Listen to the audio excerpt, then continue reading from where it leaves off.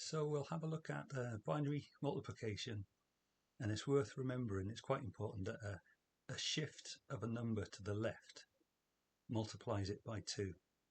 So here we have the number 1010 in binary, which equals 10 in decimal.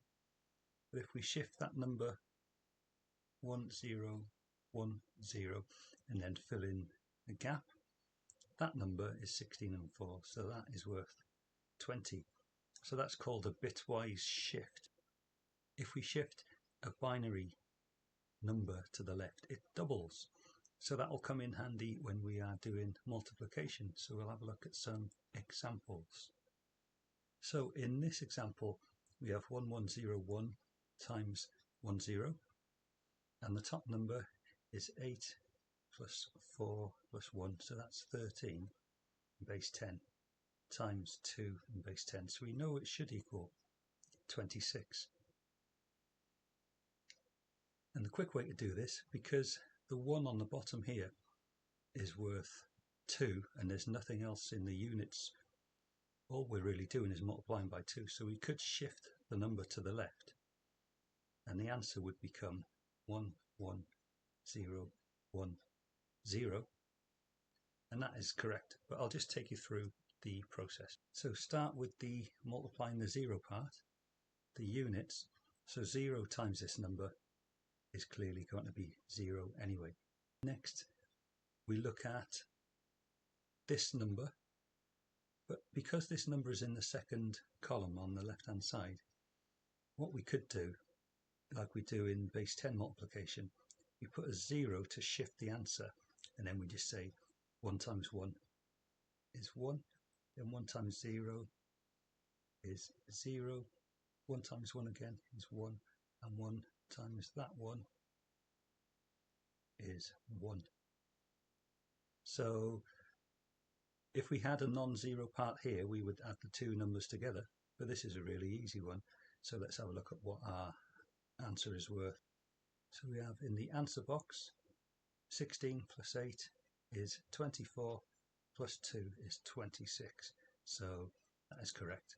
But just worth noting that if we're multiplying by 10, as in multiplying by 2, we just shift the number one place to the left and put a 0 placeholder. So in example B, we have 10111 times 11, and I'll split it up as usual into the units and the 2's. In base 10 would be doing the units multiplication, then the 10's multiplication. We put the answers in separate boxes, and then the bottom one is where we add our different answers together. So really straightforward. 1 times the number is just going to be the same number. 1 times 1, 1 times 1, 1 times that 1, 1 times that 0, and 1 times that 1. We expected that. And of course, from what we showed a few minutes ago, now we're multiplying by the 2's, which is what would be the 10's in base 10, would multiply by the 10's next. But why don't we put a place value 0 to move the result over to the left? Now instead of saying 2 1's is 2, we can just say 1 times 1 is 1, and then again, and 1 times that 1, and 1 times that 0, and 1 times that 1. And we're finished. And next we have to add the two answers together. And if you haven't seen the binary addition video, then you need to look at that first. We've got 1 plus 0 is 1, 1 and 1 is 2, and 2 of course looks like 10 in binary. Now we've got 1, 1 and 1, which is 3. 3 looks like 11, so we carry the 1. Now we've got 0 and 1, which is 2. Now we've got 1, 0 and 1, which is also 2. Now we've got 1 and 1, which is 2 again. And remember, 2 looks like 10. So bring that 1 up, and that is our answer. Hopefully the answer is correct, so let's check. Units, 2's, 4's, 8's, 16. So the top number is 16 and 4 and 2 and 1, which is 23. Base 10, the second number is 3. So we're multiplying, so it should be worth 69. So let's see if it is. Remember, the answer overall is the sum of the two products that we did. So the 0 would be worth 0.32s, and that 1 is worth 1 lot of 64. So our answer is 64 plus 4, which is 68, plus 1 is 69. So we've got it correct. 64 plus 4 plus 1 is 69. So that's definitely correct. So all I did was multiply by the first unit, and obviously 1 times a number is going to be the same as what the number was in the first place.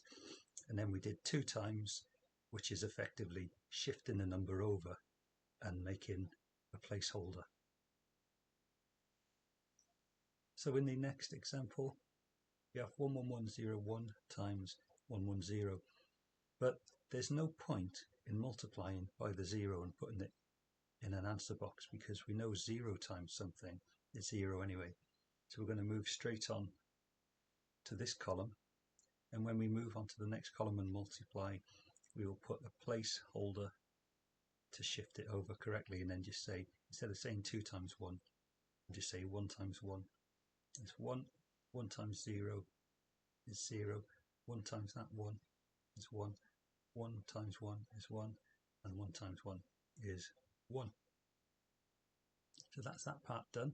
And as we expected, this answer is the top answer shifted over 1 place to the left, because we were multiplying by 2, and times 2 in binary is a shift left. Next we'll do the same. So this is, instead of multiplying by 4 every time, we will now put 2 zeros in our answer and say 1 times 1 is 1, 1 times 0 is 0, and then 3 ones next to each other.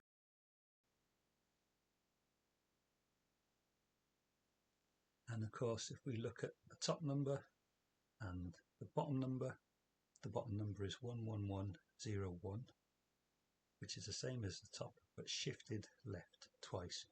And a shift left twice in binary is multiplying by 4, because it's multiplying by 2 twice.